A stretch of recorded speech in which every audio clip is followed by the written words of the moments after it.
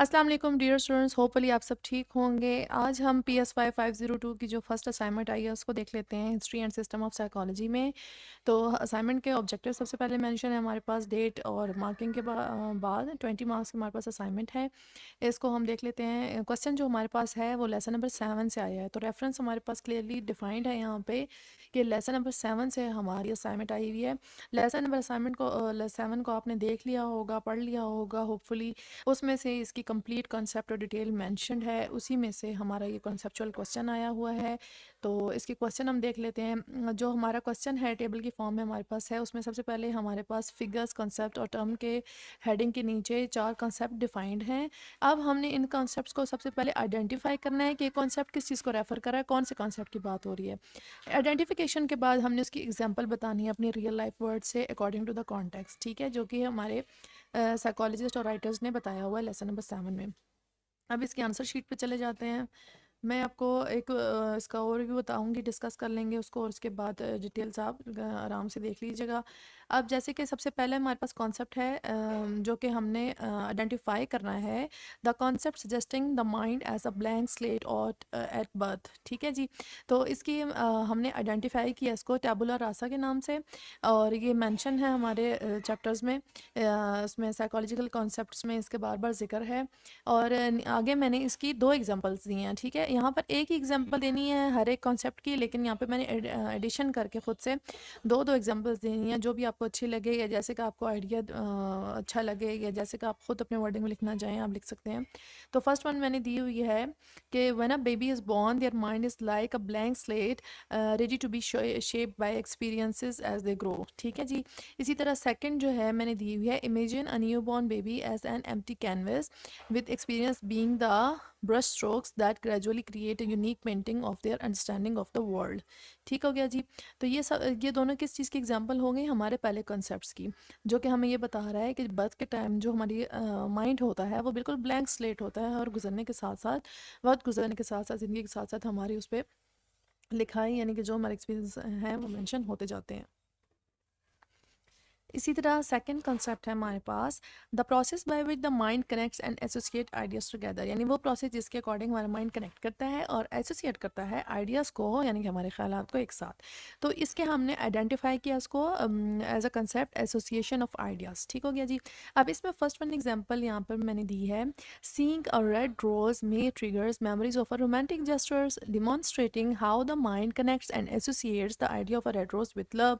जैसे कि हम देखते हैं कि रेड रोज़ या रेड शेप में हार्ट होता है, तो उसके साथ हमारी रोमांटिक फीलिंग एसोसिएट हो रही होती हैं, या जब जब हम किसी बहुत अच्छे फ्रेंड को, बेस्ट फ्रेंड को कोई बना के दे रहे होते हैं बचपन के कार्ड शार्ट, तो फ्लावर वाला हार्ट वाला बना के दे रहे होते हैं ना, तो उससे ऑटोमेटिकली यानी फ्रेंडशिप, लव की और अफेक्शन की फीलिंग्स हम दिखा रहे होते हैं। तो ये इसके अकॉर्डिंग आ गया। सेकेंड एग्जाम्पल मैंने दी है, hearing a familiar song my trigger memories of a specific time and place.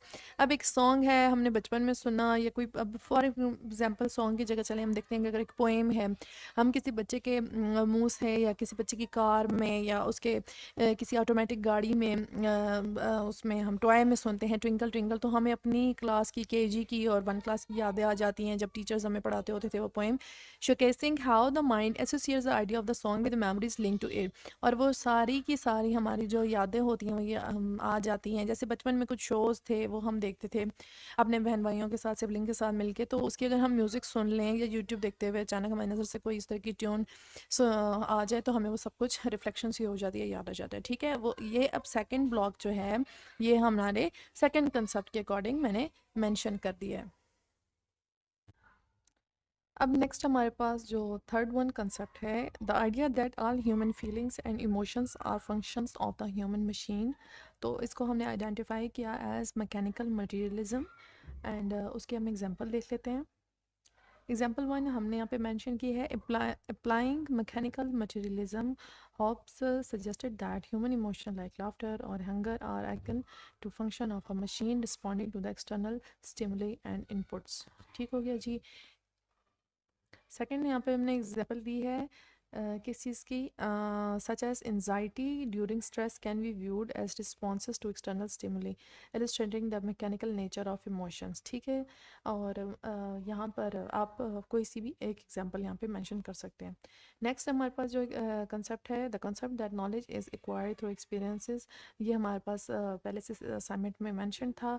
यहाँ पर हमने उसको आइडेंटिफाई किया एज एम्पिरिसिज्म।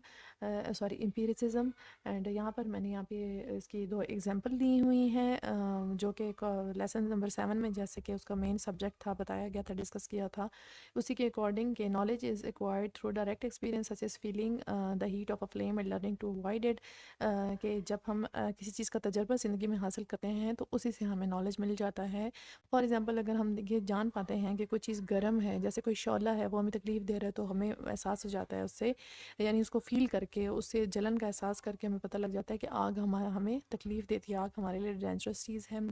इसी तरह जो बच्चे हैं, सेकेंड एग्जांपल में मेंशन है कि बच्चे जब कोई नरम सा कंबल को छूते हैं, किसी सॉफ्ट ब्लैंकेट को छूते हैं, तो वो अपने सेंसरी ऑर्गन्स यानी सेंसरी टच के ज़रिए उसको एक्सपीरियंस जब कर लेते हैं, तो उनको जो सेंसेशन ऑफ टच है, ठीक है, उसके ज़रिए जब उसको टच कर लेते हैं तो वो ये सीख पाते हैं कि उसका टेक्सचर कैसा है, और इस तरीके से वो उसके बारे में नॉलेज हासिल कर पाते हैं कि ये चीज़ नरम है, ये चीज़ सख्त है, कांटे से चुभन होती है, फॉर एग्ज़ाम्पल। ठीक है, तो ये मैंने आपको एक दफ़ा रीड आउट करके साथ हमने डिस्कस कर लिया है, और मैं इसको स्लोली चला लेती हूँ वीडियो में, तो आप इससे जो भी आपकी हेल्प हो सकती है होपफुली हो जाएगी। बाकी आप इसको अपने तौर पर मॉडिफाई कर सकते हैं। All the best.